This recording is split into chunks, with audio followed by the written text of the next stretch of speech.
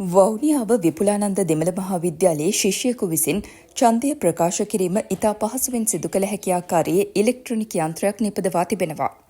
එම පාසලේ 11 වන ශ්‍රේණියේ ඉගෙනුම ලබන කපිලන් භවන් නැමැති මෙම ශිෂ්‍යයා විසින් නිපදවන ලද ඉලෙක්ට්‍රොනික ඡන්දය ප්‍රකාශ කිරීමේ යන්ත්‍රය මගින් ඉතා නිවැරදිව සහ ගැටලුවක් නොමැති ආකාරයට ඡන්දය ප්‍රකාශ කිරීමට හැකියාව පවතිනවා. ඡන්දය ප්‍රකාශ කරනු ලබන පුද්ගලයාට කිසිදු අවස්ථාවක ඡන්ද එකකට වඩා වැඩි ගණනක් භාවිතා කිරීමට නොහැකි වන ආකාරයට ඇඟිල්ල පාට කිරීමේ සිට තවත් ආරක්ෂණ ක්‍රමවේද කිහිපයක් මෙම ඉලෙක්ට්‍රොනික යන්ත්‍රය මගින්ම සිදු කරනු ලබනවා.